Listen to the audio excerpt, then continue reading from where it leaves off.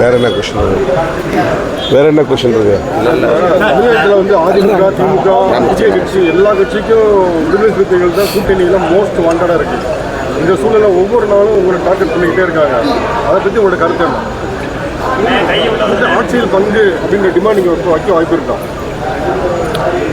ஏற்கனவே பல முறை நான் விலைக்கு சொல்லியிருக்கிறேன். விடுதலை சிறுத்தைகள் கட்சி மதசார்பற்ற முற்போக்கு கூட்டணியில் அங்கம் வகிக்கிறது. அதேபோல் தேசிய அளவில் இந்தியா கூட்டணியில் இடம்பெற்றிருக்கிறது. எனவே புதிதாக ஒரு கூட்டணியில் விடுதலை சிறுத்தைகள் கட்சி இடம்பெற வேண்டும் என்பதற்கான தேவையே எழவில்லை. அதற்கு எந்த வாய்ப்பும் இல்லை. இதை ஏற்கனவே பலமுறை விளக்கியிருக்கிறேன், மீண்டும் உறுதிப்படுத்துகிறேன். விடுதலை சிறுத்தைகள் குறிவைக்கப்படுகிறது என்பதை விட திமுக கூட்டணி கட்டுக்கோப்பாக இருக்கக்கூடாது, அதனை சிதறடிக்க வேண்டும் என்பது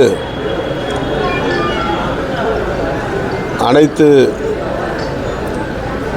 எதிர்க்கட்சிகளுக்கும் உள்ள செயல் திட்டமாக இருக்கிறது. அதிமுகவாக இருந்தாலும் பாஜகவாக இருந்தாலும் அவர்களின் நோக்கம் தொடர் வெற்றியை பெற்று வருகிற திமுக கூட்டணி வருகிற சட்டப்பேரவை தேர்தலிலும் வெற்றி பெற்றுவிடக்கூடாது, அதன் கட்டுக்கோப்பை சீர்குலைக்க வேண்டும் என்பதுதான் நோக்கமாக இருக்கிறது. அதற்கு விடுதலை சிறுத்தைகள் கட்சியை ஒரு கருவியாக பயன்படுத்தலாம் என்று சிலர் முயற்சிக்கிறார்கள். அதற்கு வாய்ப்பில்லை. கட்சியில் துணை பொதுச் செயலாளர்கள் 10 பேர் உள்ளனர். அதில் ஒருவர் ஆதவ் அர்ஜுனா அவர்கள். துணை பொதுச் செயலாளர் அளவிலான பொறுப்புகளில் இடம்பெறக்கூடியவர்கள். கட்சி கட்டுப்பாட்டை மீறுகிற போது, கட்சி நலன்களுக்கு ஊறு விளையும் வகையில் செயல்படுகிற போது தலைவர், பொதுச் செயலாளர் அடங்கிய உயர்நிலை குழுவில் விவாதித்து முடிவெடுக்க வேண்டும் என்பதை ஒரு நடைமுறையாக நாங்கள் கொண்டிருக்கிறோம். அதிலும் குறிப்பாக விடுதலை சிறுத்தைகள் கட்சியில் தலித் அல்லாதவர்கள் எந்த மட்டத்தில் பொறுப்பிலே இருந்தாலும், எந்த அடுக்கிலே பொறுப்பிலே இருந்தாலும், அவர்கள் மீது நடவடிக்கை என்று வருகிற போது தலைவர், பொதுச் செயலாளர்கள் உள்ளிட்ட உயர்நிலை குழுவின் கவனத்திற்கு சென்று அவர்கள் மீதான குற்றச்சாட்டுகள் எந்த அளவுக்கு முகாந்திரமானவை என்பதை உறுதிப்படுத்தி நடவடிக்கை எடுக்க வேண்டும் என்பதையும் ஒரு நடைமுறையாக கொண்டிருக்கிறோம். ஏனென்றால் தலித் அடையாளத்தோடு இந்த இயக்கம் அரசியல் களத்தில் அடியெடுத்து வைத்தது. இது முழுமையான ஒரு அரசியல் கட்சியாக மாற வேண்டும் என்பதற்கு வேளச்சேரி தீர்மானம் என்பதை நாங்கள் 2007 நிறைவேற்றினோம். தலித் அல்லாத ஜனநாயக சக்திகள் இந்த கட்சியில் அதிகார மையங்களுக்கு வர வேண்டும், பொறுப்புகளை ஏற்க வேண்டும் என்பதுதான் அந்த தீர்மானம். அப்படி வருகிற போது அவர்களுக்கான பாதுகாப்பை உறுதிப்படுத்த வேண்டியது தலைவருடைய கடமை. அந்த பொறுப்பிலே அவர்கள் தொடர்ந்து செயல்படுவதற்கான பாதுகாப்பை உறுதிப்படுத்துவது. ஆகவேதான் ஆதவ் அர்ஜுன் அவர்களுடைய அண்மைக்கால செயற்பாடுகள் கட்சி நலன்களுக்கு எதிராக இருக்கிறது என்பதை கட்சி தோழர்கள், முன்னணி தோழர்கள் உணர்ந்திருக்கிறார்கள். அதை தலைமையின் கவனத்திற்கு கொண்டு வந்திருக்கிறார்கள். நேற்று பொதுச் செயலாளர் உள்ளிட்ட முன்னணி தோழர்களோடு கலந்து பேசியிருக்கிறோம். அது தொடர்பான முடிவை விரைவில் அறிவிப்போம். அம்பேத்கர் நூல் வெளியீட்டு விழாவில் அம்பேத்கர் முக்கியமாக கூட்டணி கட்சி முக்கியமானு பார்க்கும்போது திருமாவளவர்கள் கூட்டணி கட்சி தான் முக்கியம் அழுத்தம் கொடுத்துருக்காங்க. அதனால தான் வரலைன்ற மாதிரி விஜய் சொல்லியிருக்காரு. ஏற்கனவே இது குறித்தும் நான் விளக்கம் சொல்லியிருக்கிறேன். அப்படி ஒரு சூழல் எதுவும் இல்லை.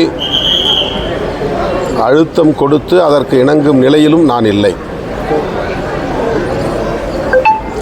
அப்படி அழுத்தத்திற்கு நான் இணங்குவதாக இருந்திருந்தால் ஆதவ் அர்ஜுன் அவர்களின் அழைப்புக்கு இணங்கி நான் அந்த நிகழ்விலே பங்கேற்றிருக்க வேண்டும்.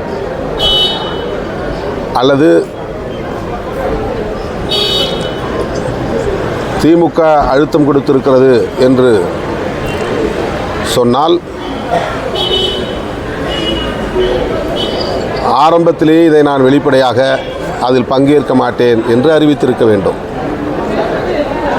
அப்படி யாரும் எந்த அழுத்தமும் எம் முனையிலிருந்தும் எனக்கு தரவில்லை. அது வெறும் யூகங்களாக சமூக ஊடகங்களில் பேசப்படுகின்றன. நான் சுதந்திரமாக எடுத்த முடிவு. 6ஆம் தேதி காலையில்தான் இந்த அறிக்கையை நான் வெளியிட்டேன் என்றாலும் விக்கிரவாண்டி மாநாட்டுக்கு பிறகு விஜய் அவர்கள் திராவிட முன்னேற்றக் கழகத்தையும் திராவிட முன்னேற்றக் கழக அரசையும் தன்னுடைய முதன்மையான எதிரிகள் என்று வெளிப்படையாக அறிவித்துள்ள நிலையில் அவரும் நானும் அரசியல் பேசாமல் அந்த நூல் வெளியீட்டு விழாவிலே ஒருங்கிணைந்து நின்றாலும் கூட சுற்றி இருப்பவர்கள் அதை அரசியலாக்குவார்கள். இதற்கென்று பல பேர் காத்து கிடக்கிறார்கள். ஆகவே அவர்களுக்கு தீனி போட நான் விரும்பவில்லை. விஜய் அவர்கள் மீது எனக்கு எந்த சங்கடமும் இல்லை. அவரோடு நிற்பதில் எனக்கு எந்த சங்கடமும் இல்லை. அம்பேத்கர் நூல் வெளியீட்டு விழாவில் பங்கேற்பதிலும் எனக்கு மகிழ்ச்சி தான். ஆனாலும் நானும் அவரும் ஒரே மேடையில் நின்றால் அதை வைத்து இங்கே அரசியல் சூதாட்டம் ஆட விரும்புகிறவர்கள் தமிழக அரசியல் களத்தில் கலைபரத்தை உருவாக்குவார்கள், குழப்பத்தை ஏற்படுத்துவார்கள். அதற்கு இடம் தர நான் விரும்பவில்லை என்பதை வெளிப்படையாக விகடன் பதிப்பகத்தாரிடம் விளக்கிச் சொல்லி பங்கேற்க இயலாத நிலையை ஏற்கனவே கூறிவிட்டேன். ஆகவே நான் ஏற்கனவே கூறியது ஊடகங்களுக்கு வரவில்லை. நான் அதை வெளிப்படையாக சொல்லவில்லை. ஆனால் விகடன் பதிப்பகத்தாரிடம் விக்கிரவாண்டி மாநாடு முடிந்த அடுத்த ஓரிரு நாளில் கூறிவிட்டேன். எனக்கு எந்த அழுத்தமும் கிடையாது. சுதந்திரமாக எடுத்த முடிவு, தொலைநோக்கு பார்வையோடு எடுத்த முடிவு, தமிழக அரசியலின் எதிர்காலம் கருதி எடுத்த முடிவு, விடுதலை சிறுத்தைகள் அங்கம் வகிக்கிற கூட்டணியின் நலன் கருதி எடுத்த முடிவு, என்னை கட்டுப்படுத்தி இயக்குவதற்கு யாரும் முயற்சிக்கவில்லை. அதற்கான சூழலும் இல்லை. வாய்ப்புகள் கொடுத்த இந்தியாவோட கூட்டணியை நான் வழிநடத்த தயார். யாரு? மம்தா பானர்ஜி வாய்ப்புகள் கொடுத்தா நான் வந்து வில்லிங்கா இருக்கேன். இந்தியா அலையன்ஸ் வந்து நான் வந்து அவங்க ஏற்கனவே இந்திய கூட்டணியில் தான் இருக்காங்க. அது கூட்டணியில் உள்ள மூத்த தலைவர்கள் அதை முடிவு செய்வார்கள். அம்பேத்கருக்கான ஒரு நிகழ்வுல காஞ்சி பெரியவர் நல்லவர் சொல்லி ஆதவர் குறிப்பிட்டார். அந்த கருத்தை எப்படி பாருங்க? அது அவர்கிட்ட நீங்க கேளுங்க. குற்றச்சாட்டு வச்சிருக்காரு. அது நீங்க எப்படி பாருங்க? யாரு? அன்புமணி ராமதாஸ் வந்து உங்க மேல குற்றச்சாட்டு வச்சிருக்காரு. அதாவது அம்பேத்கர் முக்கியமா கூட்டணி கட்சி முக்கியமா பார்க்கும்போது அவர் கூட்டணி கட்சி நாடி போயிட்டாரு அப்படின்ற அவர்களுக்கு ஏற்கனவே தரப்பட்டிருக்கிற செயல் திட்டத்தை நிறைவேற்றுகிறார்கள். அவங்களுக்குன்னு சில அஜெண்டா கொடுத்துருக்குறாங்க. அந்த அஜெண்டா படி அவர்கள் பேசுகிறார்கள், செயல்படுகிறார்கள்.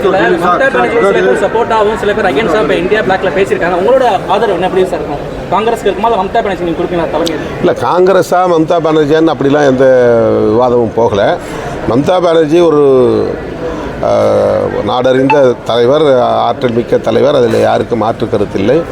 அவரை போன்றவர்கள் இந்தியா கூட்டணியிலே முன்னணியில் இருந்து வழிநடத்த வேண்டிய தேவை இருக்கிறது என்பதை காங்கிரஸும் உணர்ந்து இருக்கிறது. காங்கிரஸ் உணர்ந்திருந்தால்தான் மம்தா பானர்ஜி அவர்களோடு தொடர்ந்து பல கூட்டங்களில் அவர்கள் கலந்தாய்வு செய்தார்கள்.